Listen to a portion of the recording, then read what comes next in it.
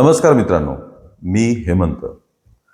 मित्रांनो, आज आपण बोलूया महाराष्ट्रात सुरू झालेल्या राजकीय घडामोडींबद्दल.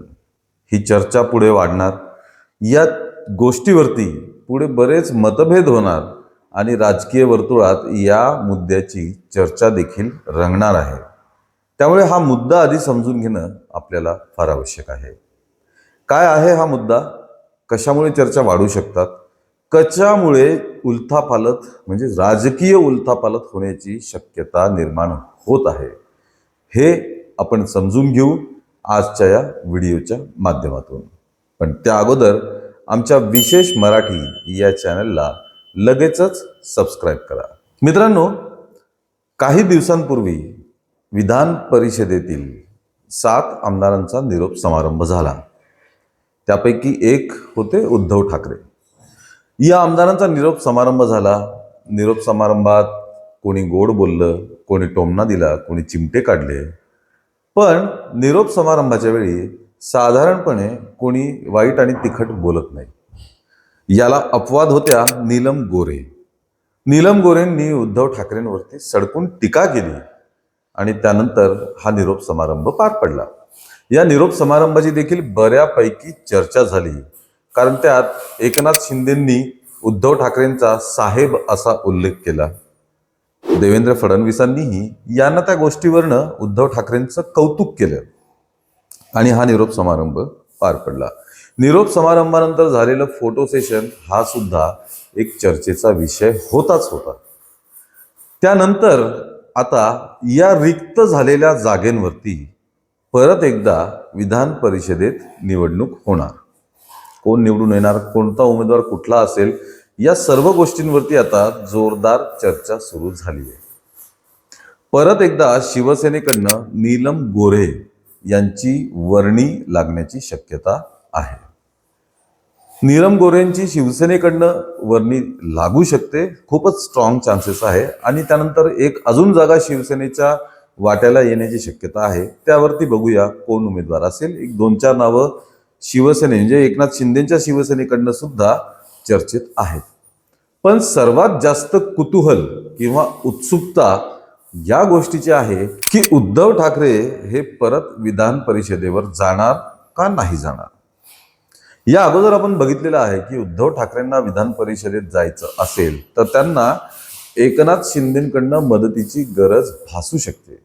कारण जेव्हा विधान परिषदेवर उद्धव ठाकरे 2019 साली गेले होते, तेव्हा शिवसेना एकसंघ होती आणि एकसंघ शिवसेनेच्या आमदार संख्येच्या बळावरती उद्धव ठाकरे हे विधान परिषदेवर गेले होते आणि त्यानंतर ते मुख्यमंत्री झाले होते. पण आता एकनाथ शिंदे वेगळे झालेले आहेत. त्यामुळे उद्धव ठाकरेंकडं तेवढं आमदारांचं बळ नाही आहे. म्हणजे एकट्या शिवसेनेतर्फे उद्धव ठाकरे जाऊ शकणार नाहीत. महाविकास आघाडीचे उमेदवार म्हणून उद्धव ठाकरेंची वर्णी लागू शकते. पण त्यासाठी 3 पक्षांची मिळून बनलेली महाविकास आघाडी यांचं एकमत होणं आणि सर्वांनी मिळून उद्धव ठाकरेंना विधान परिषदेच्या निवडीसाठी पाठिंबा देणं ही गोष्ट महत्त्वाची ठरते. आता यात चर्चा कशाची होऊ शकते तर कालच हर्षवर्धन सपकाळ, महाराष्ट्राचे काँग्रेस प्रदेशाध्यक्ष हर्षवर्धन सपकाळ यांनी काही गोष्टींचा इशारा दिलाय.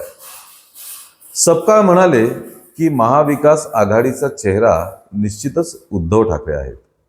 त्यामुळे उद्धव ठाकरेंना विधान परिषदेसाठी आमचा पाठिंबा आहे, आम्हाला त्याचा आनंदच आहे. पण जर उद्धव ठाकरेच जाणार असतील तरच पाठिंबा आहे. याचा अर्थ असा की जर शिवसेना उबाठाकडनं दुसऱ्या एखाद्या उमेदवाराचं नाव निघालं तर काँग्रेस पाठिंबा देणार नाही. किंवा सपकाळ असं म्हणाले की मग त्या बाबतीत विचार विनिमय चर्चा होण्याची गरज आहे. जर उद्धव ठाकरे जाणार असतील विधान परिषदेवर तर आमची काही हरकत नाही, आमचा पाठिंबाच असेल. आता यामागे कारणं काय आहेत तर कारणं ही आहे की एक तर राज्यसभेच्या जागेसाठी शरद पवारांचं नाव द्यावं लागलं. महाविकास आघाडीकडनं राज्यसभेत शरद पवारांना पाठवण्यात आलेलं आहे. त्यावेळी काँग्रेस सुद्धा ही जागा घेण्यासाठी उत्सुक होते. पण काही वाटाघाटी, बोलाचाली, जसं आपण आधी पण चर्चा केली आहे की सुप्रिया सुळे आणि जयंत पाटील यांनी उद्धव ठाकरेंसोबत चर्चा करून शरद पवारांचं नाव निश्चित केलं. त्यासाठी काही वचनं, शब्द सुद्धा त्यांना द्यावे लागलेत. त्यावेळी काँग्रेस सुद्धा उत्सुक होतं राज्यसभेच्या जागेसाठी. पण तेव्हा तसं झालं नाही. शरद पवारांना जागा मिळाली आणि शरद पवार राज्यसभेवरती गेले. आता विधान परिषदेसाठी महाविकास आघाडीतर्फे अर्थातच काँग्रेस सुद्धा आपले उमेदवार देण्यासाठी उत्सुक असणार आहे.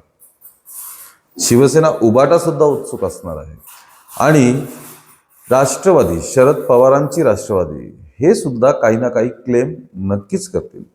म्हणजे आता राज्यसभेच्या वाटाघाटींनंतर विधान परिषदेच्या वाटाघाटींची वेळ आलेली आहे.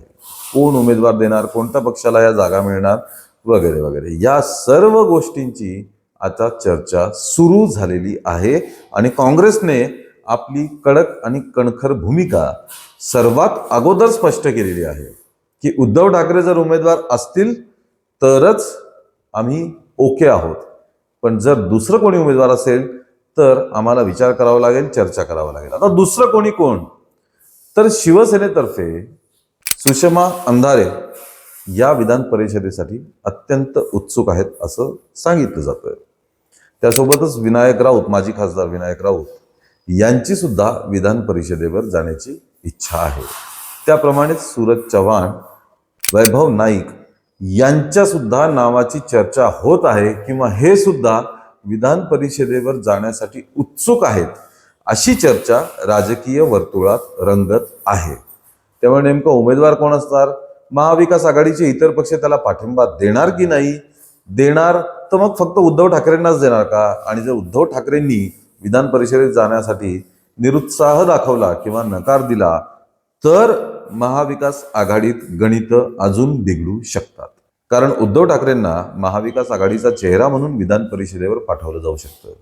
पण आता काँग्रेसच्या भूमिकेमुळे या चर्चांना उधाण आलेलं आहे. महाविकास आघाडीमध्ये टेन्शन निर्माण होण्याची शक्यता आहे आणि विधान परिषदेसाठी कोणाची वर्णी लागते, कोण चेहरा बनतो, हे सर्व आपल्याला लवकर कळेलच. कारण लवकरच विधान परिषदेच्या या 7 जागांसाठीच्या निवडणुका आता होऊ घातलेल्या आहेत.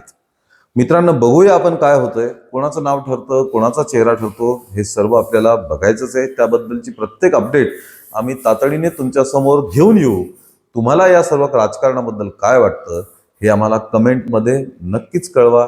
या व्हिडिओला लाईक आणि शेअर करा आणि आमच्या विशेष मराठी या चॅनलला ताबडतोब सबस्क्राईब करा. धन्यवाद.